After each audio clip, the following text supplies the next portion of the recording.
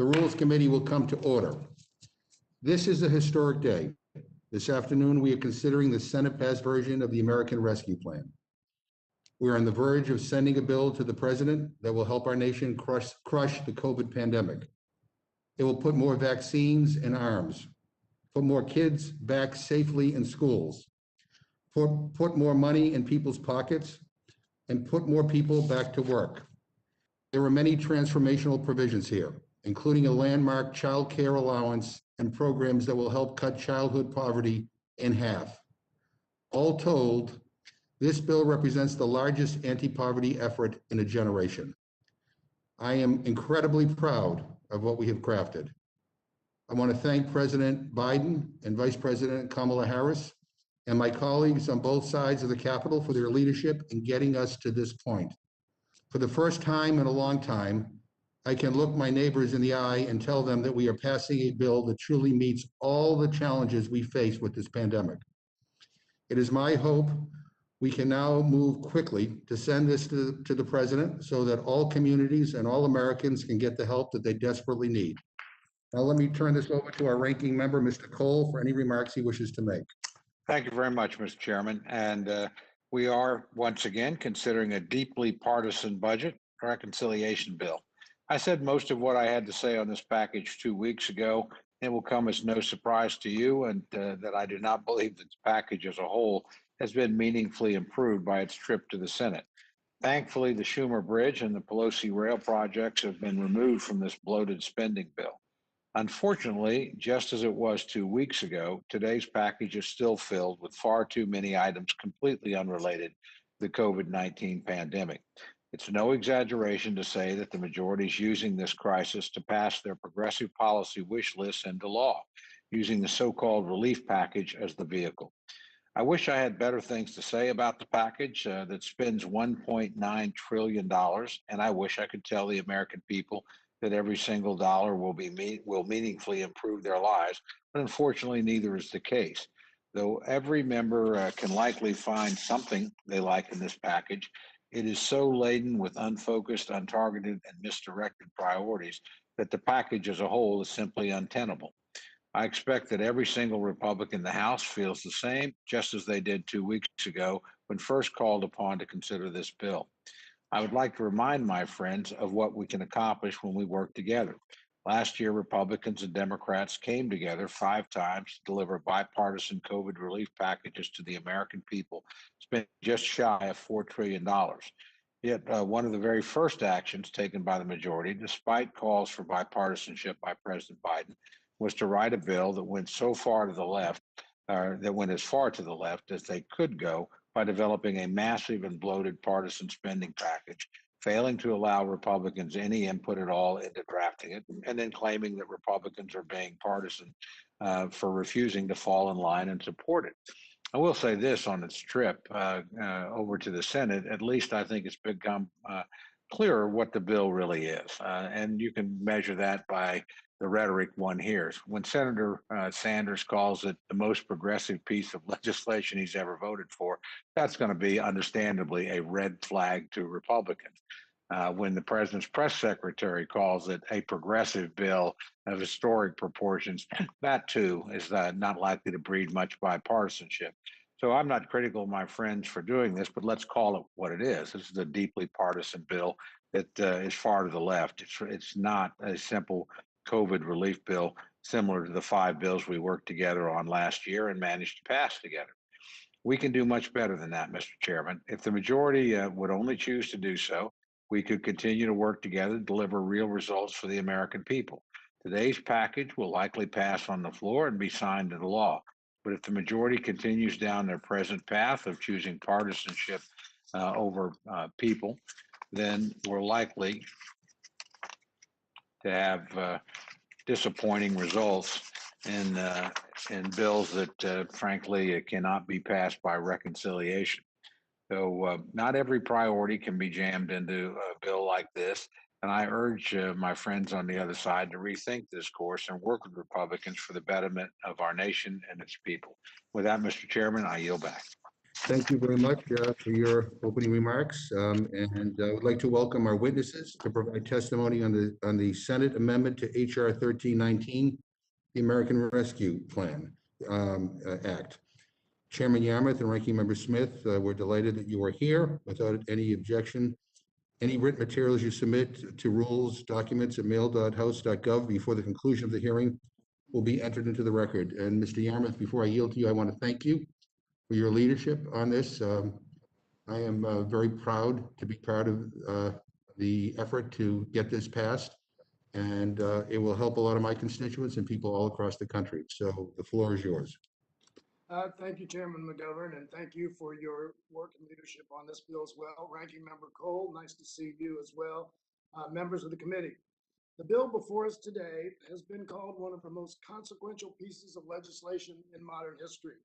The American Rescue Plan Act of 2021 includes life-saving and life-changing provisions that will serve as a turning point in our nation's fight against COVID-19 and for a strong, inclusive economic recovery.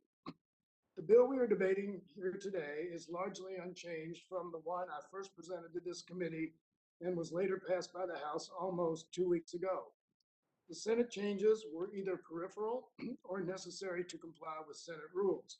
Consequently, nearly every component of the House-passed American Rescue Plan, ending the pandemic, supporting families, small businesses, and communities through these crises, and helping workers and students safely return to their jobs and to schools, remains in this legislation.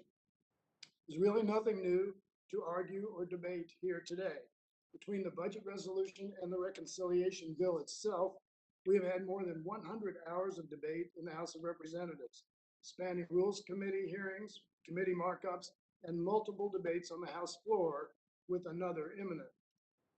The Senate debated the resolution for nearly 15 hours and considered more than 800 amendments before taking more than 25 hours to pass the American Rescue Plan Act of 2021 last week.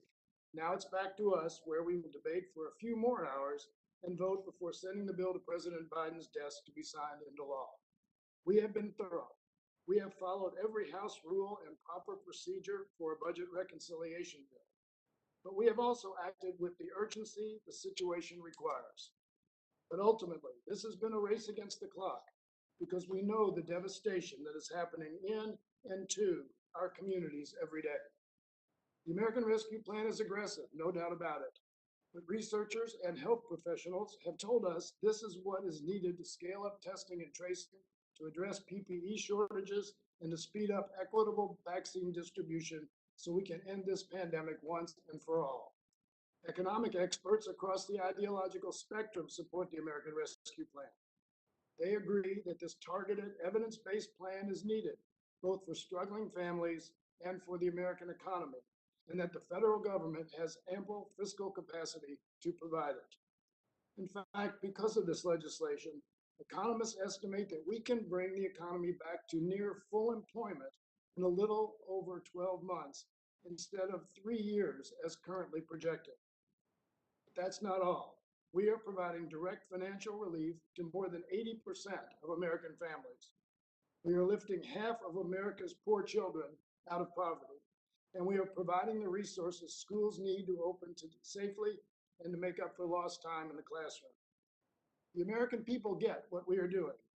They know all too well the painful challenges facing our nation, and that is why the vast majority of them, Democrats, Republicans, and independents, support the American Rescue Plan. This is a momentous moment for this Congress, but more importantly for our nation and for American families. The American Rescue Plan will soon be signed into law, and help will be on the way. I yield back. Thank you. Mr. Smith. Thank you, Mr. Chairman. I want to thank the committee for the opportunity. Thank Ranking Member Cole. Let's be clear. The bailout we are discussing has little to do with COVID-19. So much of what is in this bailout is for the political class. It's not for the working class. Bailouts to states with no requirement, they end lockdowns. Billions to schools with no requirement, they open up for our kids. Obamacare expansions, a universal basic income, checks for prisoners and illegal immigrants. I mean, this bailout is a socialist wish list, chocked full of spending items unrelated to COVID. And the majority is doing it because they can.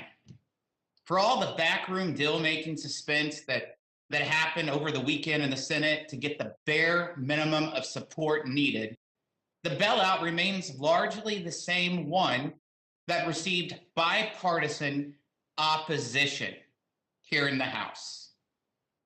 The bailout still sends hundreds of billions to states, disproportionately states run by the president's political buddies, to reward and incentivize their lockdowns that have harmed working class Americans. They've destroyed jobs, shuttered numerous small businesses, and kept kids out of schools and parents on edge. The bailout still sends billions to schools with no requirement they follow the science and actually unlock their doors to our children. And honestly, it's hard to justify the money as emergency or needed to open up when it's spent over the course of a decade. A decade. The bailout still reflects the Democrats' socialist partisan political agenda. After all, less than only 9% of the bill goes towards crushing COVID-19 and putting shots in Americans' arms. The Congressional Budget Office has said, absent any new spending, real GDP is expected to return to pre-pandemic levels of growth this fiscal year. Unemployment is expected to continue to steadily decline over the next several years, and 2021 is projected to see the largest GDP growth in more than 15 years without one additional dollar of spending. Most states have reported they will actually not see any shortfall in revenues this year, and that even includes California. Yet the home state of Vice President Harris and Speaker Pelosi gets the largest windfall in this bailout. The state of California gets the largest windfall in this bailout. Happens to be Speaker Pelosi's home state and the Vice President's home state.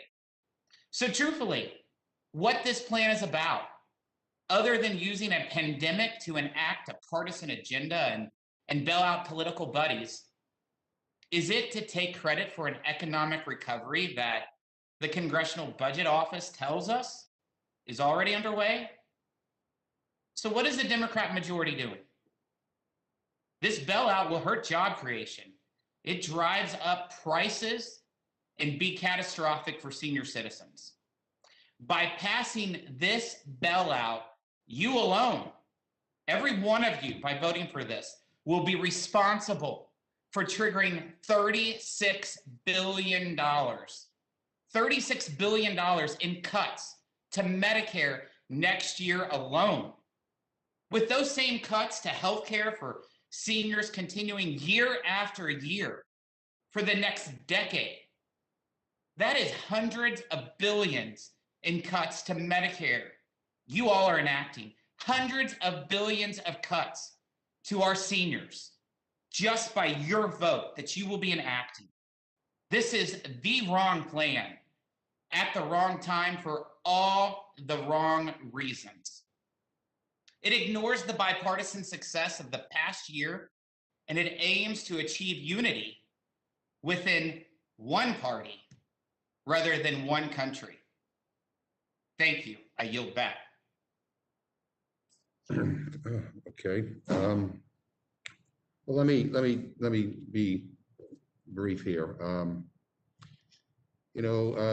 Today we are sending to the president's desk a bill that helps speed up vaccinations, helps reopen schools, gets money to people struggling to put food on the table, saves small businesses, and protects the jobs of our first responders and frontline workers. That's why we're here. To suggest that that has nothing to do with this pandemic, I respectfully disagree. It has everything to do with this pandemic. And let me just say for the record that my friends on the other side of the aisle spent over $2 trillion on tax cuts, mostly for those who are well off and well connected. They didn't have a problem spending that money then, but apparently they have a problem when it's going to workers and not wealthy communities and not wealthy corporations. By the way, on the Medicare stuff, we addressed this in the last hearing, but apparently, I guess somebody has determined that it's a good talking point, but the statutory Pay-as-you-Go Act cannot be addressed through reconciliation, and the gentleman knows that. As my friend knows, Congress has always stepped up to prevent statutory pay-go sequestration from occurring. And I hope my Republican colleagues will work with us to avoid a sequestration after we take this urgent action to help the American people, just as we have worked with them, just as we have worked with the Republicans to avoid sequestration after they cut taxes for millionaires and billionaires. So I have no questions other than to say that I will proudly vote for this bill because it will help struggling families in this country. It will help our small businesses. It will help get our kids back to school. It will help our first responders. So I am very, very happy with this, and I'm looking forward to going to the floor and speaking out in support of the bill and voting for it. I would like to yield to my friend, Mr. Cole, for any questions or comments he may have. Thank you very much, Mr. Chairman. I do have a few questions, a couple of quick comments, if I may. It's just simply not accurate to say Republicans aren't interested in sending money to help people in times of distress. The reality is we've worked together to pass 5 bills last year that collectively are twice as big as this bill. And almost every single Republican voted for that. But that relief was targeted and much more precise than this is. So we support that. And there's a lot of elements in this bill that we do support. We support the money for the vaccine. We support individual relief. I certainly voted for it in the last Congress. We weren't successful in getting the full measure in.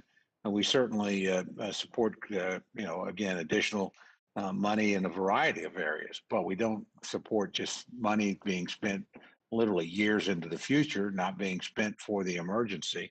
And I do think you're running significant risks of an inflationary pressure here. And that's not just a Republican opinion. That's Larry Summers. That's Steve Rattner. That's Mr. Pearlstein of the Washington Post. These are a lot of liberal, democratic, respected economic thinkers that think you're running a big and unnecessary risk here. So, and that's what you've chosen to do. You have the votes to do it. I don't quibble with that. But again, when you're not going to get Republican votes when Bernie Sanders says this is the most progressive piece of legislation I've ever voted for in my entire congressional career. I mean, I actually appreciate that honesty. That's being honest. That's what this bill actually is. And that's why it's not garnering any Republican support. We could have gone a different way.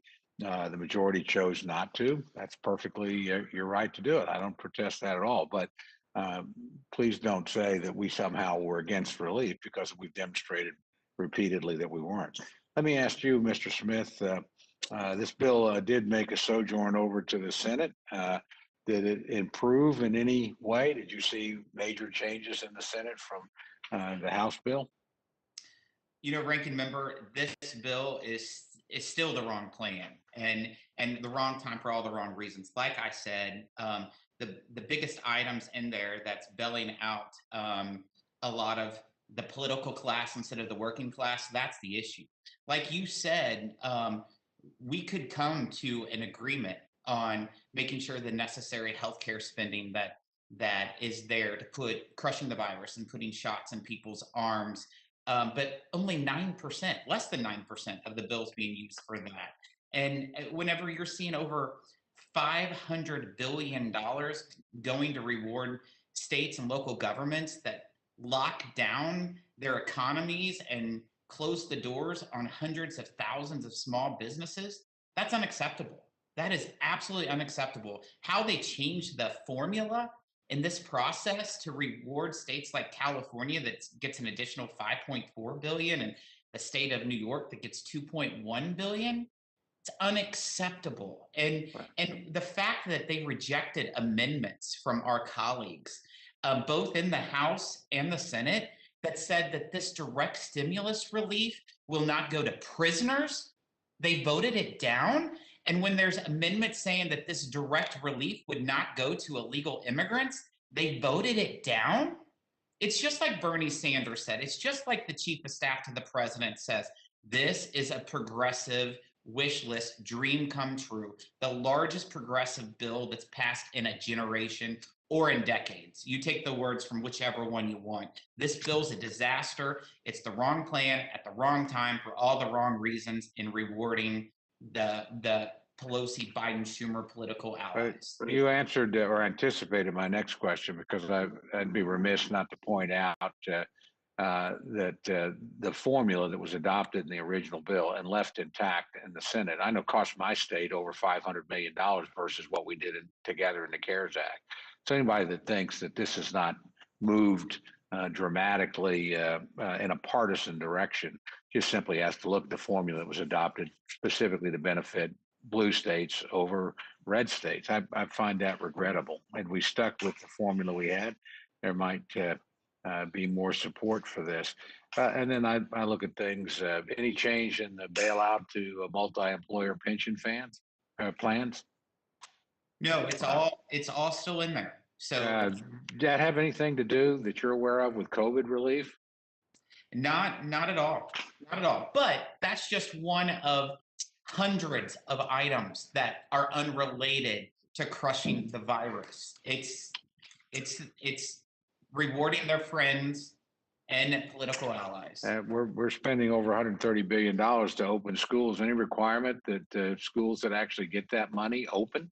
Absolutely no requirement. In fact, it's projected that less than 5% of that money that's going to schools will actually be spent this year. And the money of that schools will be spent over the next decade. Is there any more precision in the targeting of money that the Senate managed to put in? That was one of our concerns in the original bill. Nope. Not at That's all. what I thought. Well, again, I could go on, but Mr. Chairman, as you rightly point out, we've plowed this field before. I don't see any changes in the bill that change my position on it or likely to change my colleagues. And again, I congratulate Senator Sanders for being honest about what it is. The most liberal bill he's voted for, or progressive bill, to use his language, that he's voted for in his career.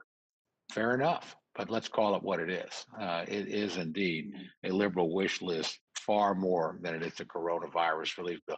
I will ask one point. Does my friend from Missouri happen to know how many jobs were created last month in this country, February? There were over, I believe, 300,000. 379,000 jobs, more than double the estimate of 170,000, I think was the number. That was underway long before this relief bill was there. And I would also ask my friend, the 3 vaccines that are really what's going to get us out of this, were those already in existence before this bill will ever reach the president's desk?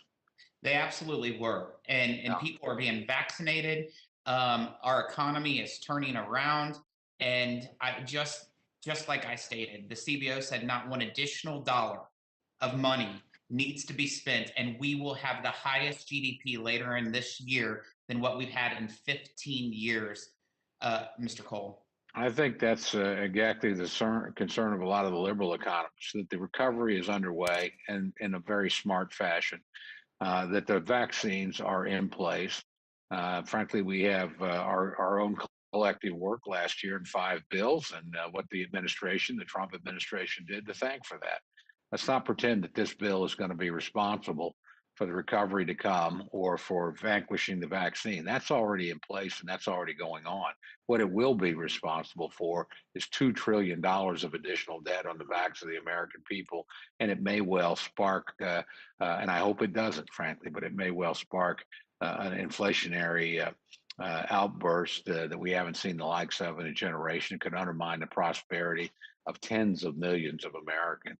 So those are our concerns, Mr. Chairman. With that, I yield back.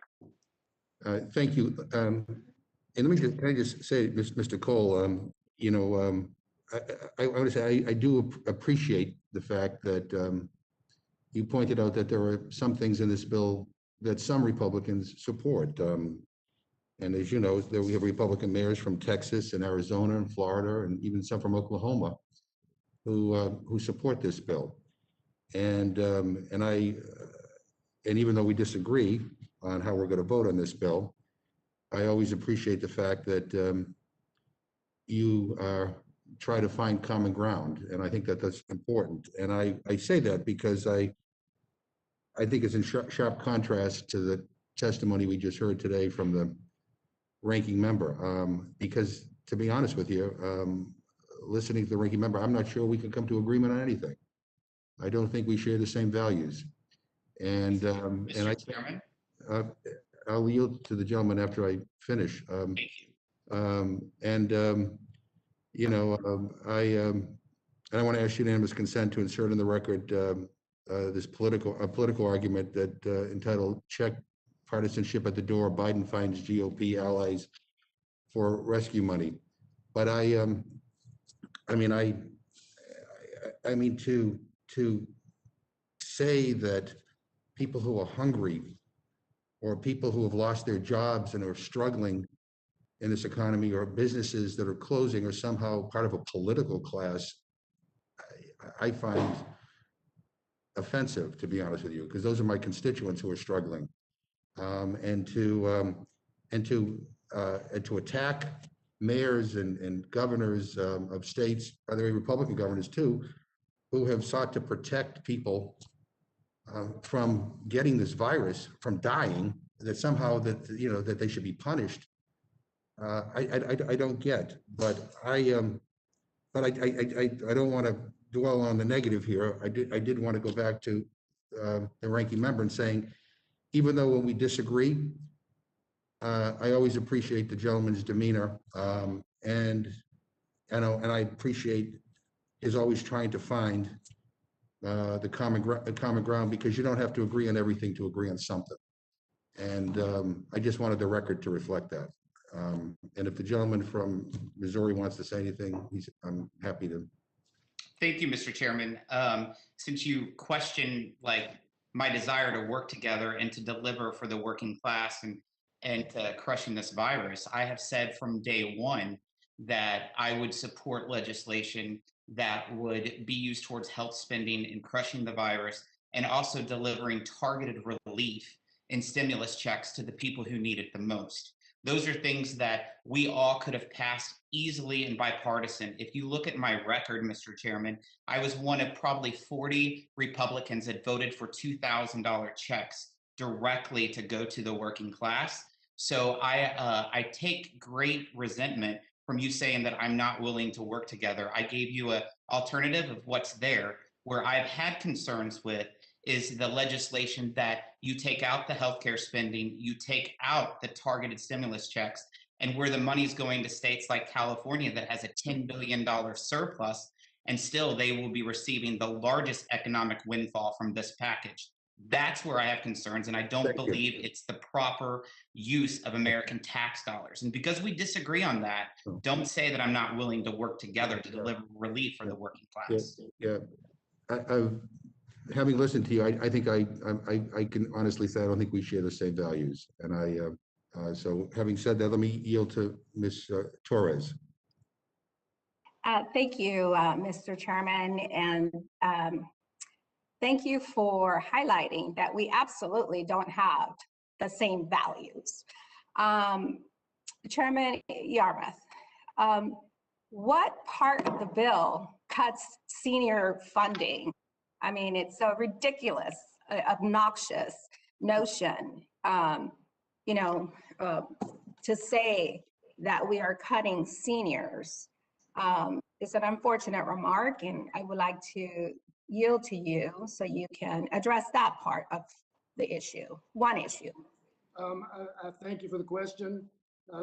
We have something on the books called statutory pay-go, which under certain circumstances requires across-the-board cuts to some programs, including Medicare. That provision was in play when the Republicans cut taxes by $1.9 trillion in 2017, We knew at that point, and Senator McConnell and others made the comment, which is the same comment that I make now. It won't happen, it will never happen, it's never happened, and we won't let it happen.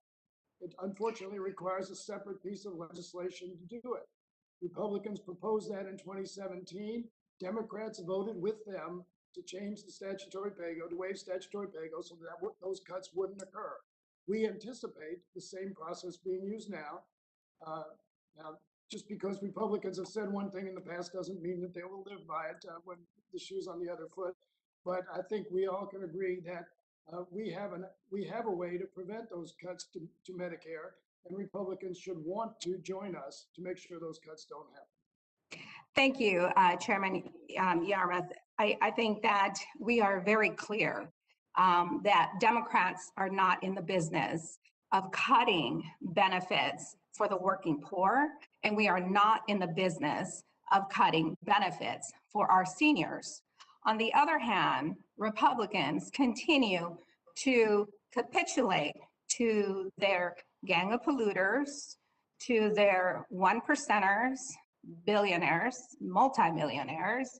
You can laugh about it, Mr. Smith, but the bottom line is we have a bill in front of us that for the very first time recognizes hardworking parents and their need to pay for affordable childcare and the need for them to be able to pay for housing and food for their children.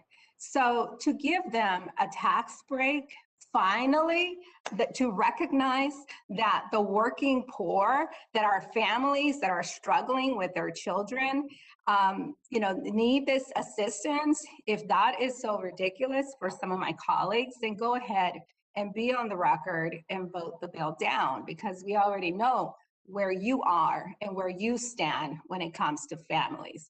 I'm going to tell you where I stand when it comes to hardworking families and hardworking workers that have paid with their dear life to continue to provide food and healthcare and other assistance that we need so that we can continue to have a life and continue to be able to go to the grocery store and buy the food that we need. You see, when poor people face the reality of losing their lives or going to work to put food on the table for their family, they have chosen to go to work. On the other hand, when it comes to filthy rich people and the same issue is put before them, they hire people from my community to do their job so they don't have to expose themselves. So Republicans, might be okay to say, the lifespan of the working poor isn't worth saving. But I would say over 500,000 hardworking people have died in our country, have died. And you stand there and continue to capitulate to your filthy, rich gang of polluters. I'm sorry that this is a too progressive a bill for some of you.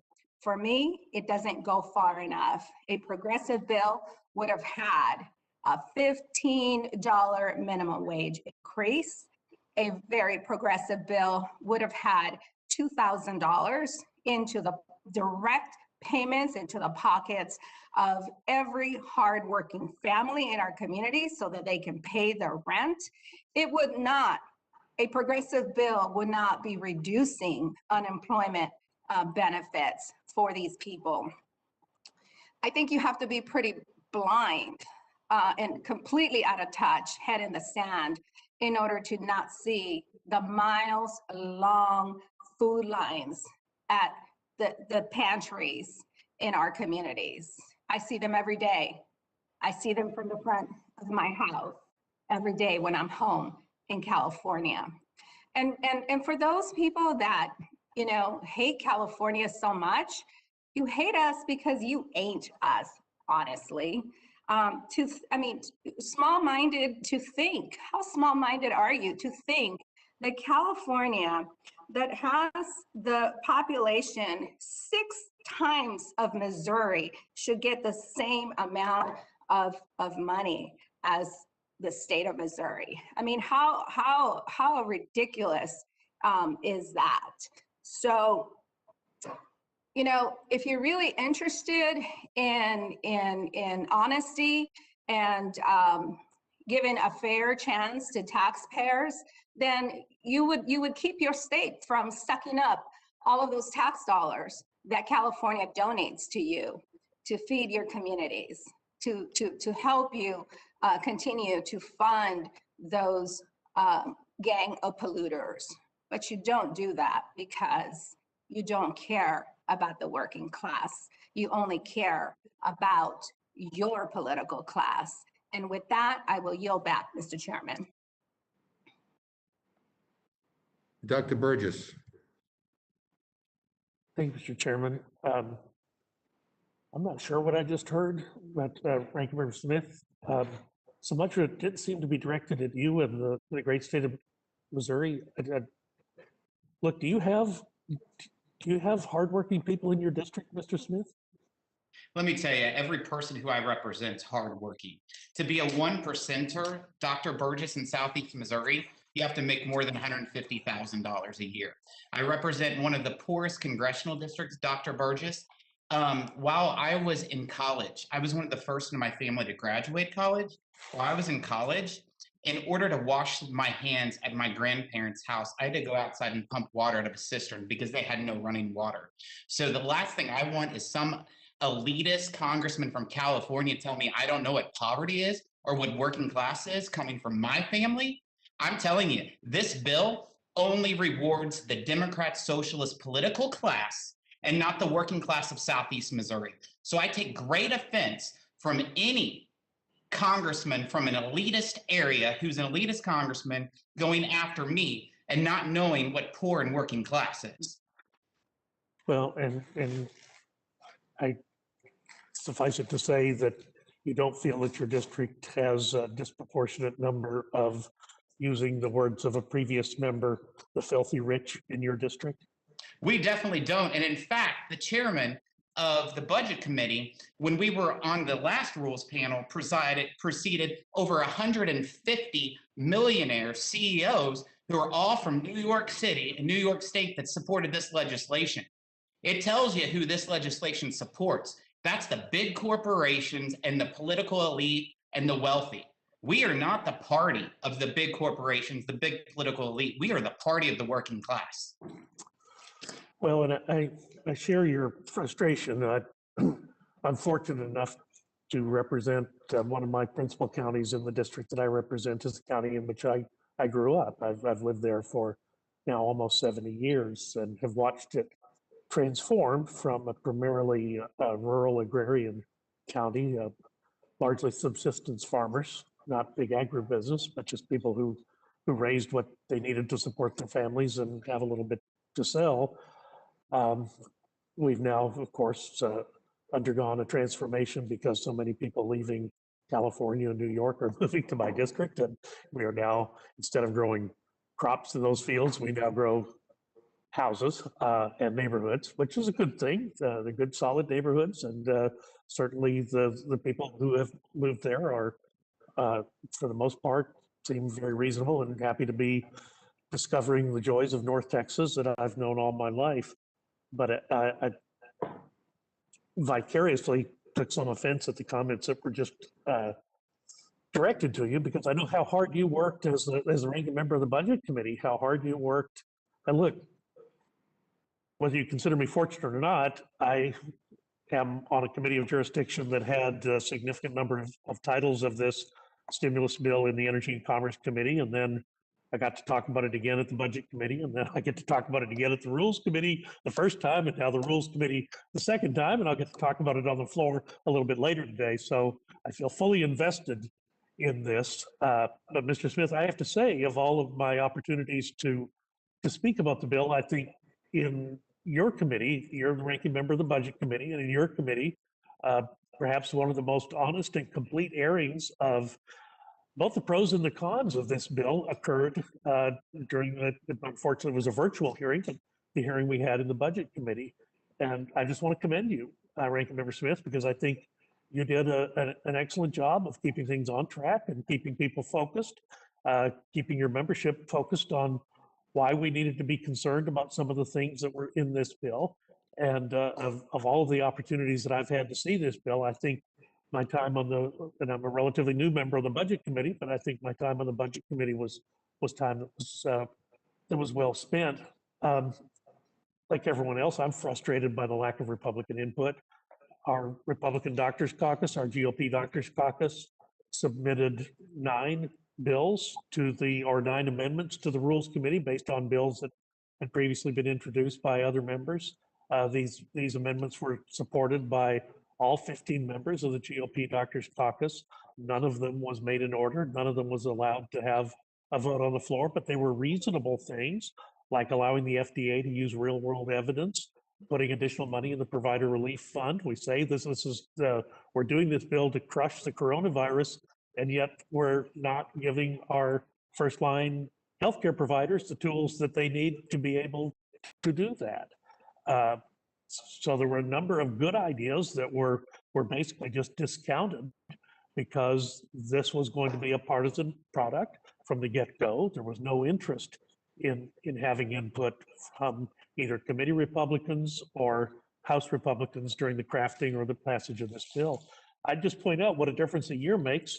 A year ago, we were sitting in this committee. That was back in the days we could all sit in the committee room, and thanks to the leadership of Mr. Cole, who on the very first coronavirus response bill said, wait a minute, there's no need to have this partisan exercise. We believe in putting the dollars forward to giving people the tools they need to beat this virus.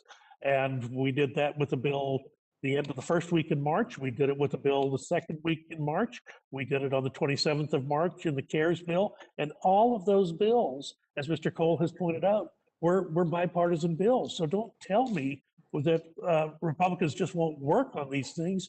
We did work on these things, and we worked in a bipartisan fashion. And in a relatively short period of time, we did the things that were required by the country to get us through the most difficult days of this virus. So please, I don't need any lectures from anyone on this committee or any other committee about how Republicans have simply blockaded the efforts. We participated. We were your partners in getting those first 3.5 coronavirus relief bills done. And again, it's thanks to the leadership of people like Mr. Cole on this subcommittee, Mr. Walden on Energy and Commerce Committee a year ago, and you, Mr. Smith, on the Budget Committee when you took the reins of that group. I remain frustrated because there are so many things that we could have discussed that actually would have made a difference. Again, look at the difference a year makes. We went from a place where no one knew anything about this virus to not having 1, but 2, but 3 vaccines that are all highly effective by anyone's measure. And that was the result of bipartisan work that was done in our authorizing committees, our appropriations committee, and yes, Mr. Chairman, I dare say in the Rules Committee. So it is truly unfortunate that we are where we are today with a bill that is has become such a partisan spectacle. Yes, it will pass because you have the votes to pass it. And let me predict, I know this, I can predict the vote tally for you on the Rules Committee because I pay attention when we count votes, and I recognize that we've got 4 on our side and a multiple of that on your side. So I know where the end result of this is going to be, but make no mistake, this could have been a much more inclusive process and an inclusive product. And it's truly a shame, given everything the country has been through in the past year, it's truly a shame that we could not muster the courage. And I think, Mr. Smith, you said the Democrats have achieved unity in one party, not the country. We could have achieved unity in the country over this bill. And what a great capstone that would have been to what I hope is the last chapter in this coronavirus saga. We are very close to the end. Mr. Smith, you pointed out the economy is poised to recover. The vaccines are working better than anyone thought that they could, and more of them are becoming available. Thanks, yes, to the Biden administration, but also to the Trump administration that secured the option to purchase more vaccines that the Biden administration is now exercising. I do worry about the effect of putting this many dollars into an economy that is already poised to recover. And for those who say that inflation has not reared its ugly head, have you bought a 2x4? Have you priced lumber? Have you priced cement? Have you priced steel recently? Those prices of those commodities have doubled in the last year's time, and they are only going higher. We are adding to that inflationary pressure by passing this partisan bill today. I thank everyone for their work on this product.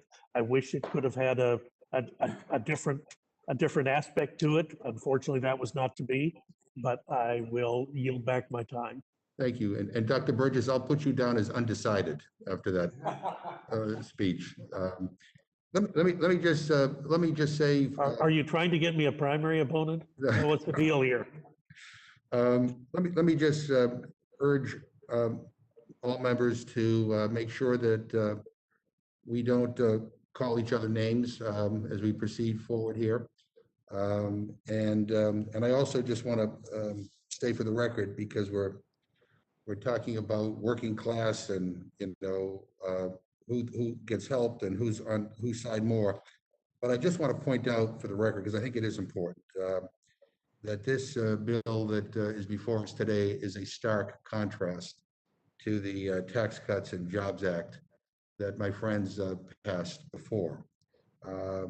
Over 70% of the tax benefits in what we're talking about here today, really do go to working families, to those of moderate income households and those in lower income households. By contrast, according to the Tax Policy Center, that's not me, over half of the benefits went to the top 5% in terms of income. And so we're putting our money where our mouth is. We actually mean what we say. And I think that's important. Mr. Perlmutter. Thanks, Mr. Chair. Just a couple points. Joe Biden talked about this rescue plan for the last year, and America elected him. So obviously, a lot of people know that this is needed, support it. Mr. Yarmouth, and I missed your initial remarks, John, but you know, he's said in the past that 70% of Americans support this rescue plan because it's about the health, the physical, emotional, and financial health of America. And it's needed. I know it's needed in Colorado. It's needed elsewhere in the country. I yield to my friend, the chairman of the Budget Committee, for any remarks he might like to make. I want to say, as his classmate, very proud of the work you've done, sir. So if you have anything you want to share, please do. Otherwise, I'm going to keep this thing moving because we need to get it to the president and get it out to the people. John, you're muted. I looked up a second ago and I wasn't muted. I thank my friend for giving me this opportunity and for his kind words. Let me say a few things. One is this notion that somehow red states are being disadvantaged under this bill. I look at Mr. Smith's state, for instance. Nearly 4 million people are going to receive relief checks. 1.5 million children in Missouri will benefit. 90% of people in Missouri will benefit in total. This is not a bill for millionaires at all. And I think this is why not just Bernie Sanders, but some prominent economists have said this is the most progressive bill in generations. Progressive because it does help low and moderate income people as opposed to wealthy individuals and corporations. I think in this bill, the number is only 4% of the money in this bill goes to businesses at all. Virtually, actually 0% goes to the richest Americans. But as was mentioned, 70% goes to low and moderate income. And you know, one of the things that I think is interesting about this argument is Republicans say that they want the bill targeted. And yet what we did in making the state formula different was to say, we're going to give every state minimum $500 million. Everybody gets the same base. And then we create a formula based on unemployment, which makes sense because when you're paying unemployment funds, you're depleting your unemployment funds in each state. You need help in that way. So we actually tried to target the state share more appropriately than just basing it on population. And so the Republicans seem to want to have it both ways there. I don't think anybody would argue that I come from a blue state. We do have a Democratic governor, but we have two Republican senators, 5 out of 6 Republican House members, 75% of the legislature is Republican.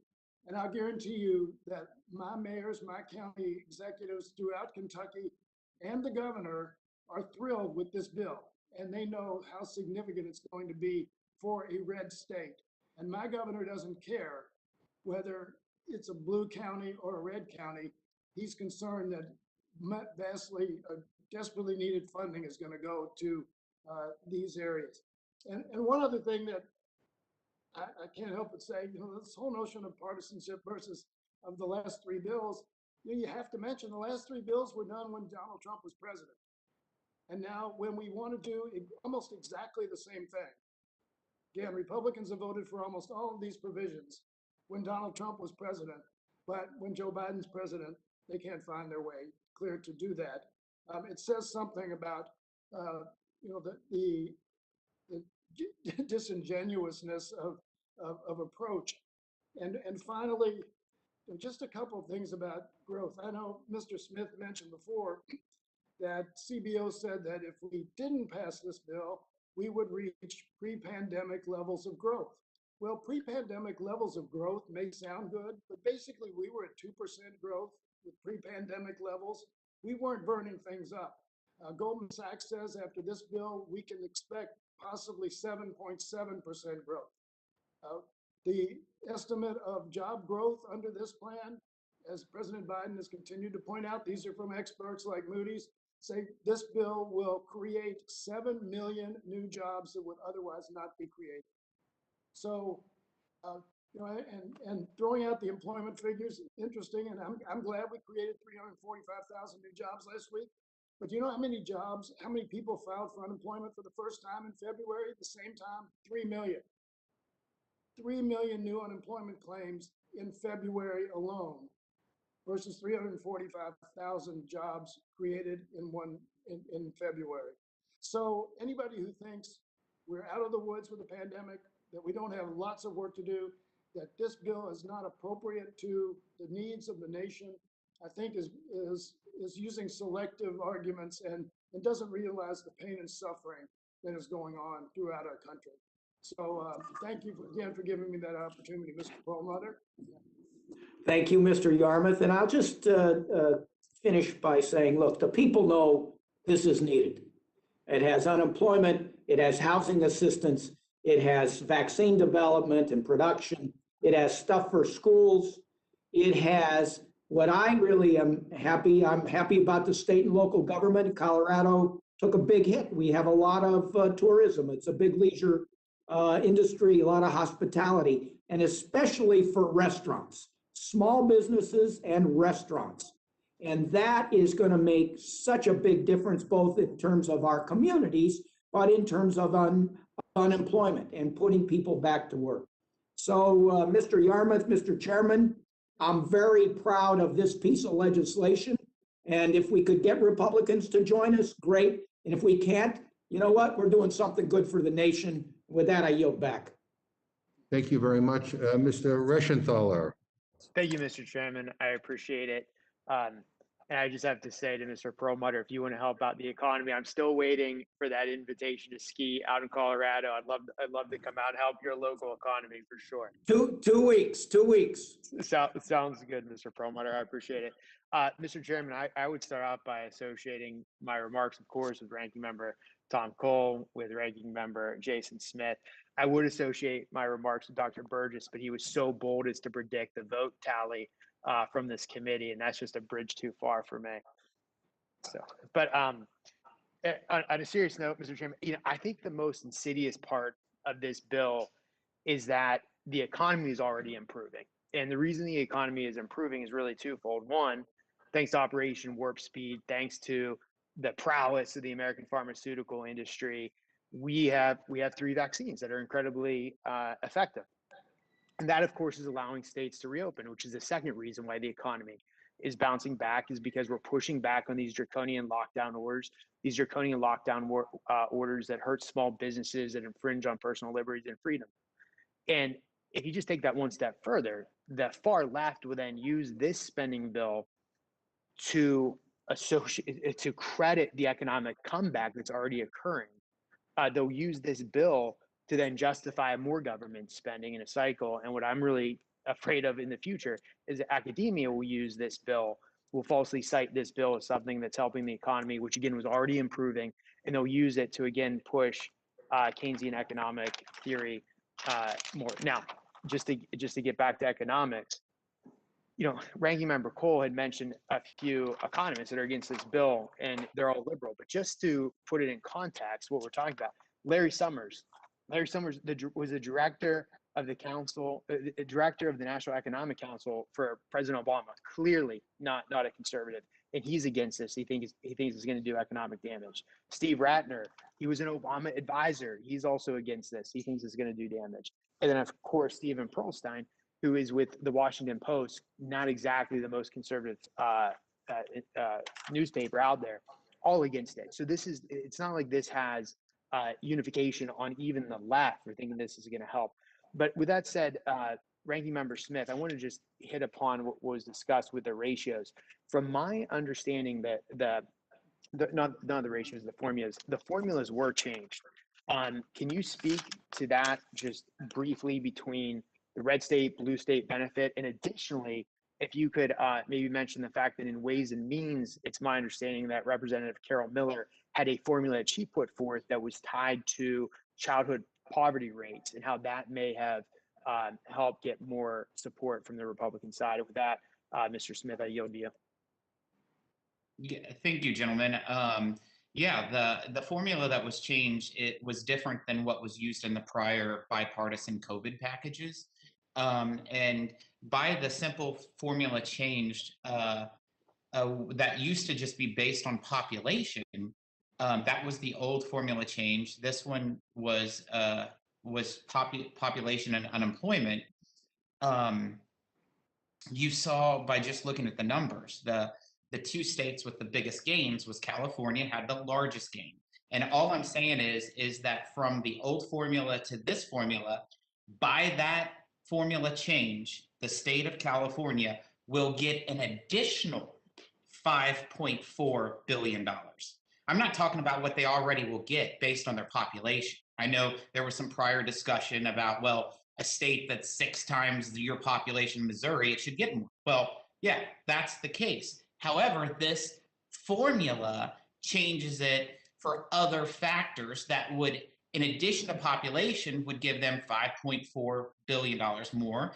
The number 2 winner in the whole process is the state of New York. That would gain 2.1, which the biggest losers happens to be like Florida, Virginia, South Carolina, Alabama, Indiana, Ohio. Missouri loses $820 million off the change. Iowa, Utah, North Carolina, Nebraska, Kansas. You see a common similarity that it's the majority concentrated from states that conservatives have been running their government. So it's just facts that I'm just pointing out. That why didn't we stay with the old formula? It worked fine on the last one. Why change it this time? And what about the formula that Representative Carol Miller put forward? I know that's not your committee, but could you speak to that at all, where you would link the formula to childhood poverty rates? Yeah, I mean, if you're wanting to address childhood poverty, that's a great addition. I mean, that's what I said earlier, is that we support targeted relief to actually help the most. the state of California has a $10 billion surplus. $10 billion surplus. And yet they're receiving 5.4 in addition what they would have in the prior formula when they didn't even have a deficit last year. So it should be targeting the people that need it. And that's what Republicans have been arguing the whole time. And Chairman Smith, I'm sorry, Ranking Member Smith, Chairman Yarmouth said when he was testifying that the process went incredibly well, that it was a smooth process. And in fact, I think there was a lot of praise for the process, but to my recollection, this bill did not go through either or any of the three committees of jurisdiction. There was basically what I'm saying is there was no markup. Additionally, in the Senate, this was only debated for 3 hours. The bill itself was held open. The vote on the bill itself was held open for 12 hours. So think about that. The voting window was 12 hours.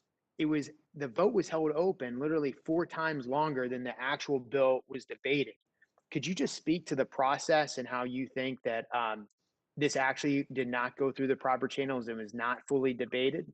Congressman, there's so many different areas that you could criticize the process. I think the biggest thing is that this bill was virtually written behind closed doors because on the House side, there were over 250 amendments offered by Republicans, and only 2 were accepted.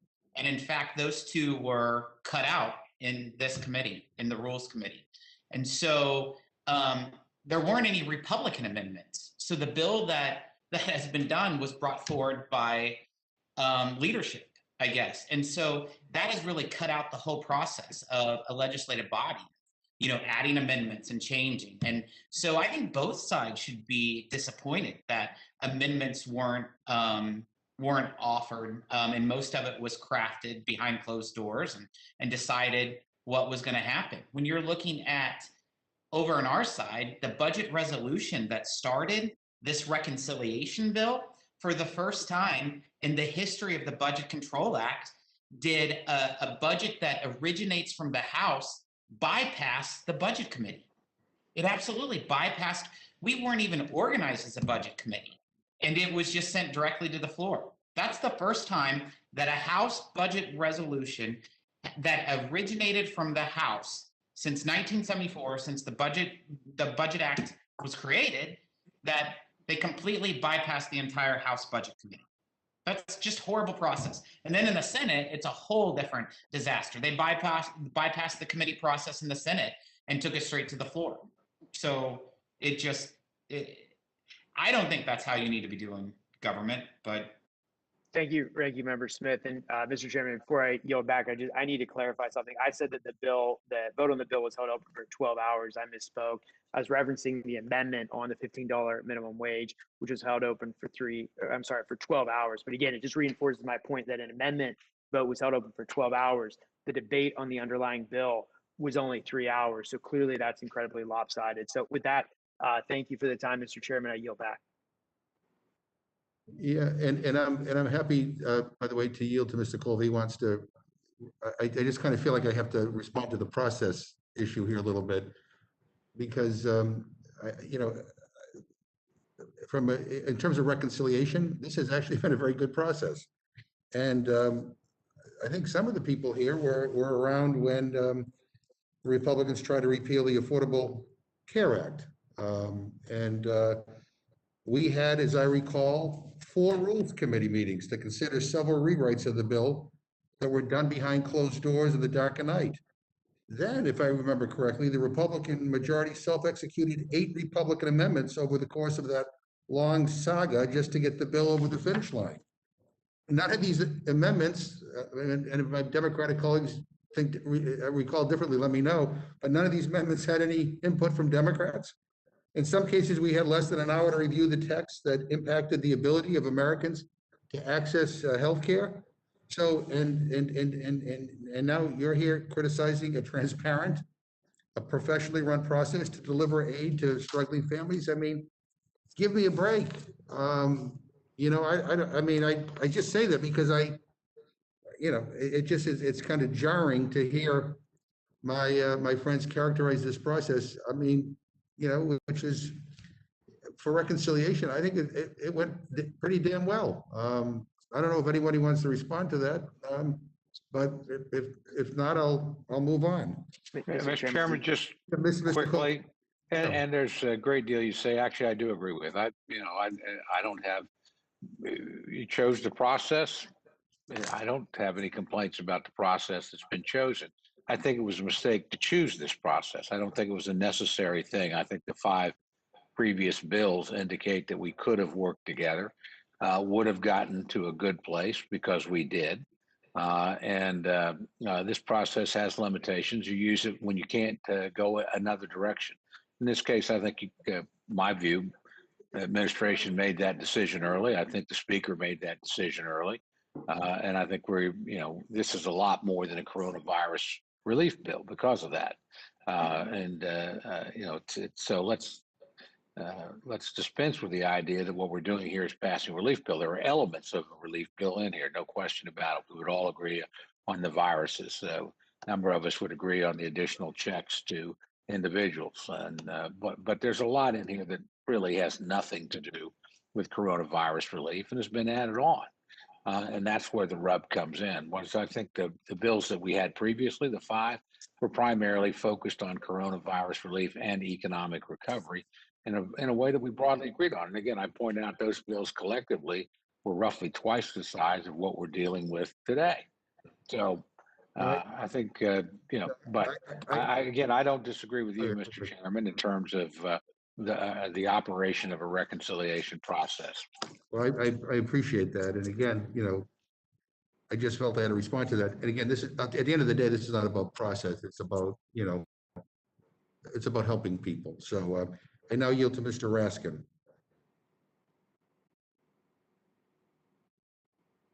Thank you very much, Mr. Chairman.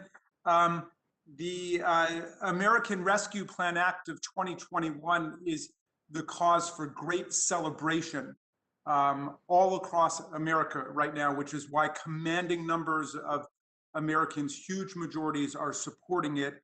After 4 years of policy chaos and top-down economic warfare by billionaire Donald Trump of New York City and his billionaire buddies on Wall Street, we are putting the government back on the side of the American people. And this is cause for tremendous celebration.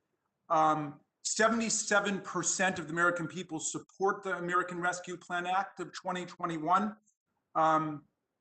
And even when the entirely predictable and tiresome complaints are issued that this is a Democrat plan by Democrat members and it's partisan and blah, blah, blah, the numbers only go down to 71%, which means still the vast majority of Americans understand we need this massive investment in America to recover from the catastrophe of COVID-19 and the lethally irresponsible and reckless policies of the Trump administration. And we are going to put America back on track with this legislation, despite all of the whining and negativity of people who have forfeited their right to lecture to us because of their collaboration with Donald Trump and his lethally irresponsible and reckless policies, including hawking fake medical cures to the American people. So we've got a real plan that is investing in a national vaccination program, a national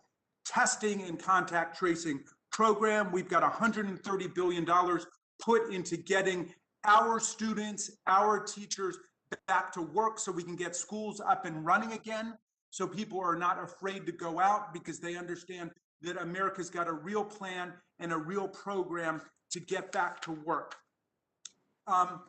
There is investment in every part of the society that needs help because of the desperation that has grown up over the last 4 years, the tens of millions of unemployed people, the hungry people, the people who can't pay their rent, the landlords who can't pay their mortgages because the tenants can't pay their rent. We've got a plan here for all of it, and we are reinvesting in America and in the real working class of America, the working families of America. I'd be very nervous if I were some of our colleagues on the other side of the aisle reminding people that this is, quote, a partisan plan. It's only partisan because they won't support it, despite the fact that the vast majority of the American people will support it. In fact, this is a bipartisan, transpartisan, multi-partisan, nonpartisan plan to put America back to work and to crush the disease. And the only people I see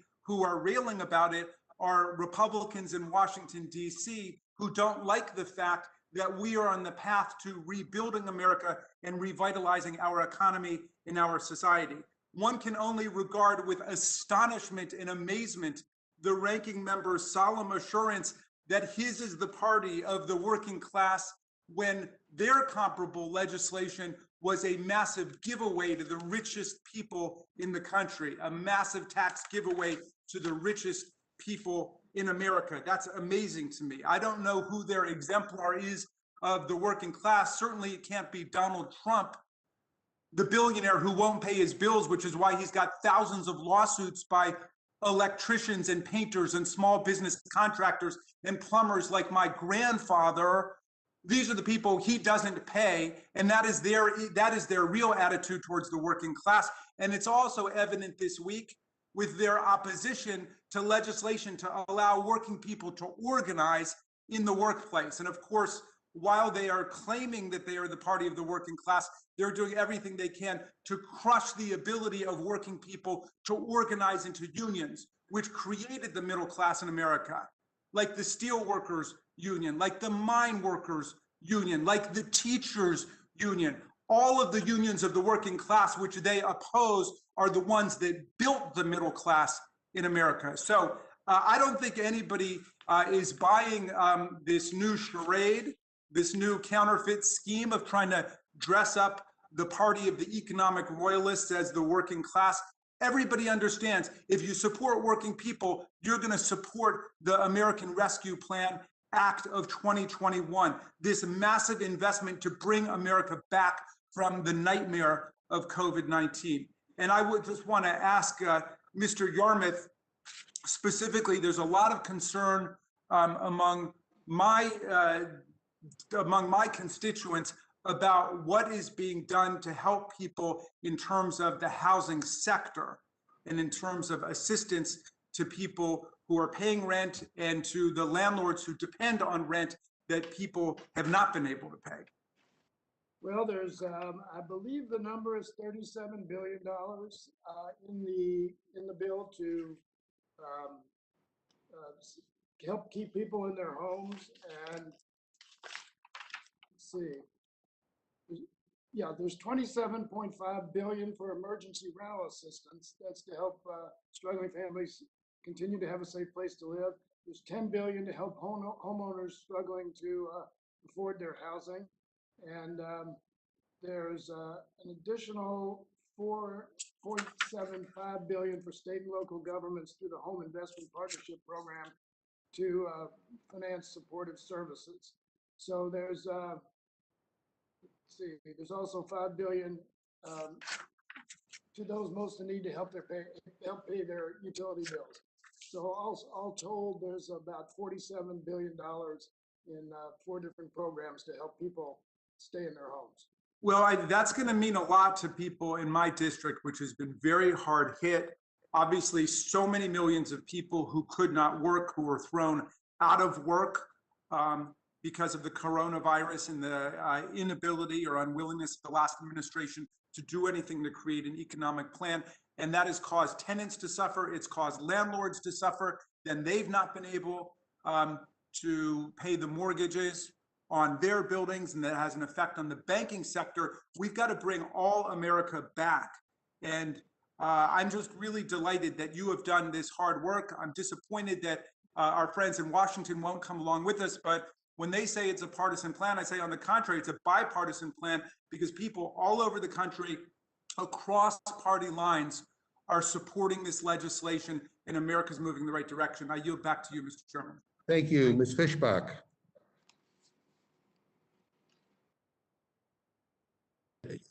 You got to unmute, I think, yeah. Okay.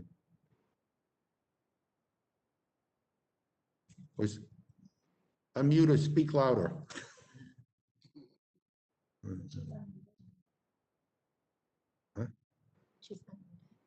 Okay. What, why don't you, maybe I should go to Ms. Scanlon and come back to you. Is that okay? Okay, all right, Ms. Scanlon. Thank you, Chairman. I really don't feel like I've got a lot to add to the conversation at this point. I mean, we've heard our colleagues' talking points now for in excess of 11 or 12 hours. They haven't changed much, and I'm no more persuaded by them now than I was at the outset. I know my district is looking forward with great relief to passage of this package because, you know, for the hundreds of thousands of people who are still out of work, for the children in our country's poorest city who will get relief through expansion of the child tax credit, for the 500,000 restaurant workers in the Philadelphia region who've been suffering over the last year. This is important for all of them. You know, the fact that it's not bipartisan, shame on those who won't even come to the table over it. We've had months and months of waiting for this. These bills or the various component parts of the bills have been discussed in the press, in the halls of Congress for months and months and months. And if you couldn't get anything through the Senate for all that time, then, you know, we've got to do it now. So with that, I yield back.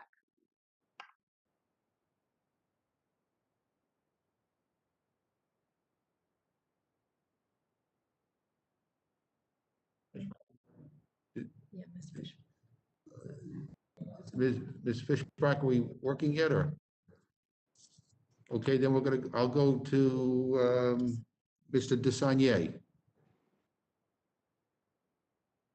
Thank you, Mr. Chairman. I just very briefly want to say how much I appreciate Mr. Raskin's comments. To me, this is about helping the American people, particularly those people who are struggling, and that's poor people and middle-income people. And I get the new speaking points from my colleagues on the other side that they somehow magically represent these people. And it's difficult to hear, to be honest, with all due respect, this Randian belief that only a few people should know what's in the best interest of working people and people who struggle to get by on minimum wage. So I felt compelled to say that. To me, this is not a perfect piece of legislation, but it is going to provide really important relief to people who are struggling. Thank you, Mr. Chairman.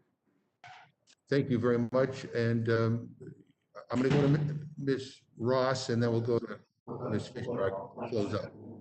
Okay, thank you, Mr. Chairman. And I'm not going to take a lot of time. I do want to focus on a couple of things, and maybe Mr. Yarmouth could provide us a little bit more information. There were a few things that the Senate did that I wasn't personally happy with. One of those things was reduce the amount of unemployment benefits because North Carolina provides some of the most paltry unemployment benefits in the country for the shortest period of time.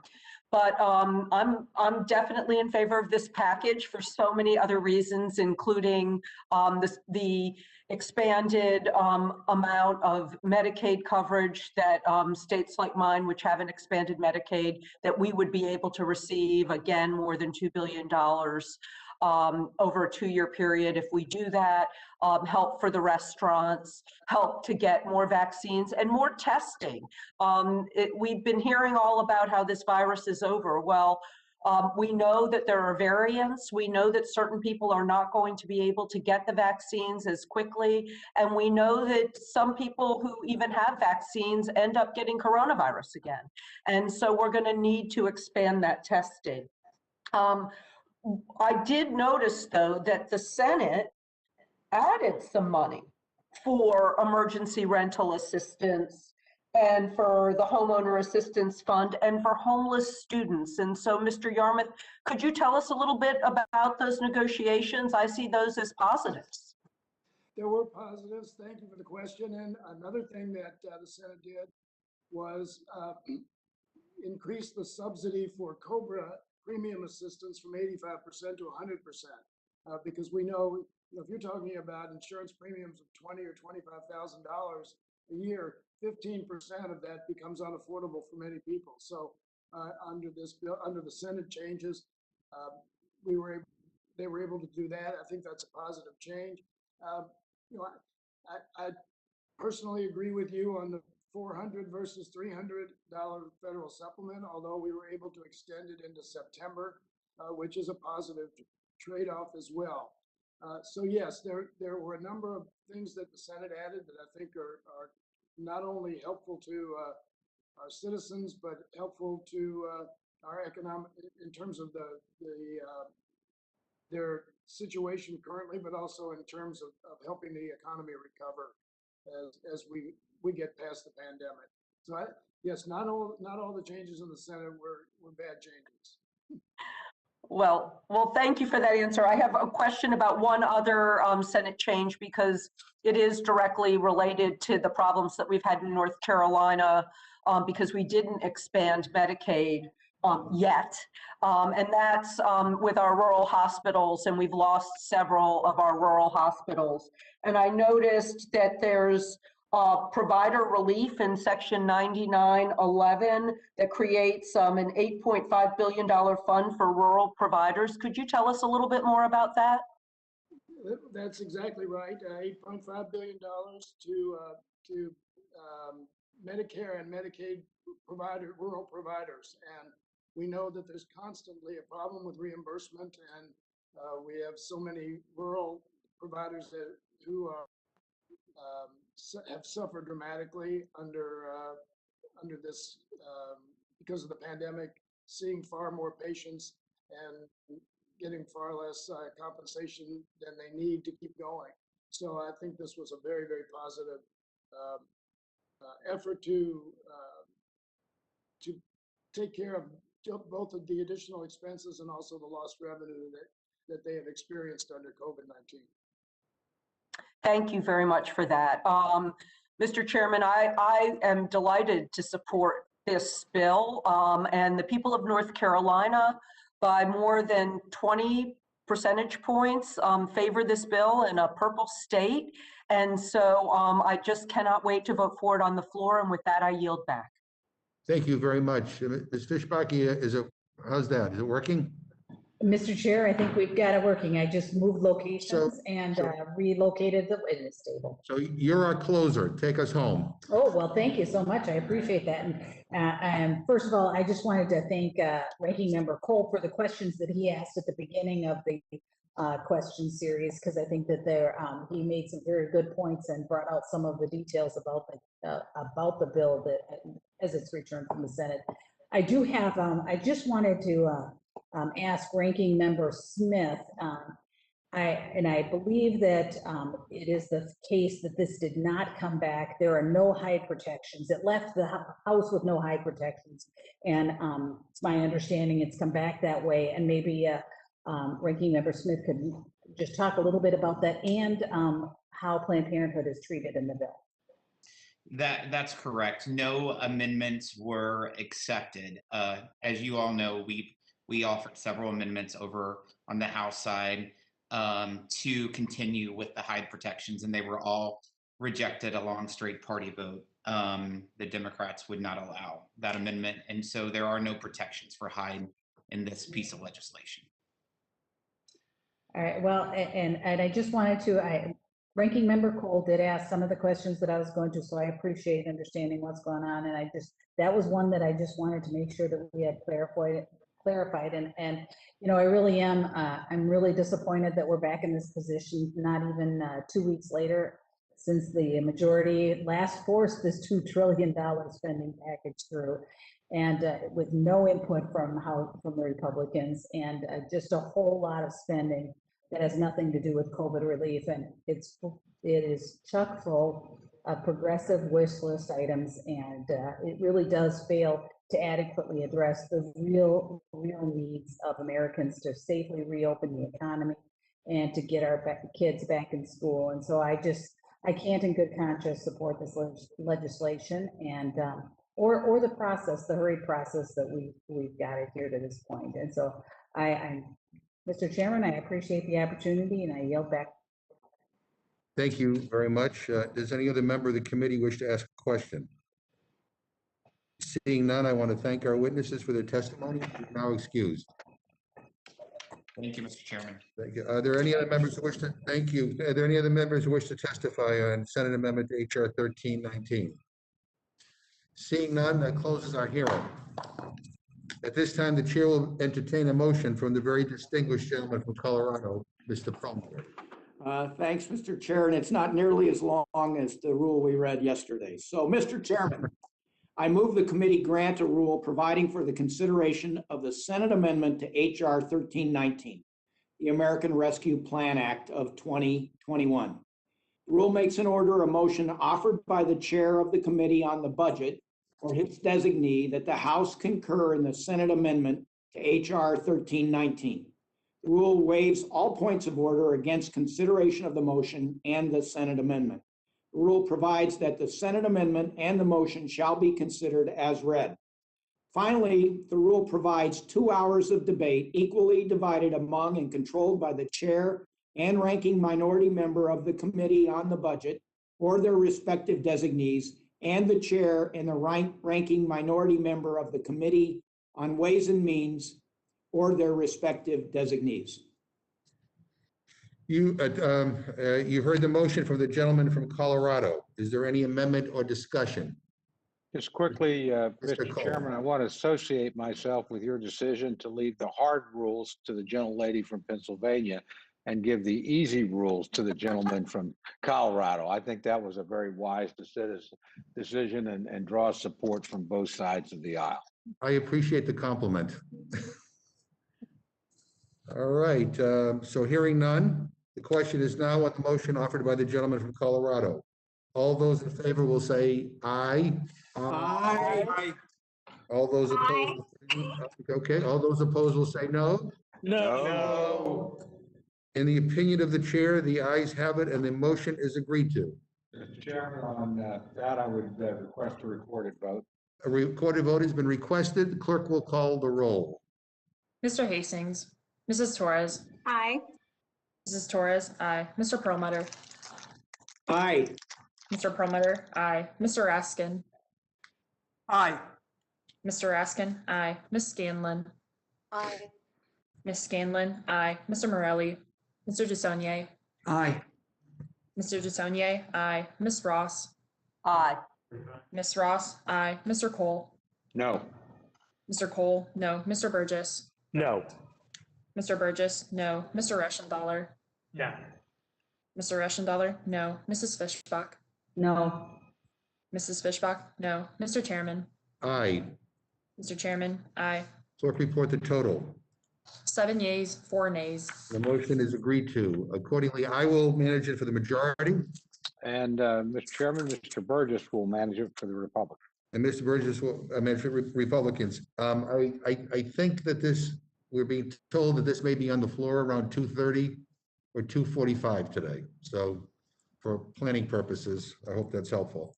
In any event, that concludes our meeting today. Thank you all, and the Rules Committee stands adjourned.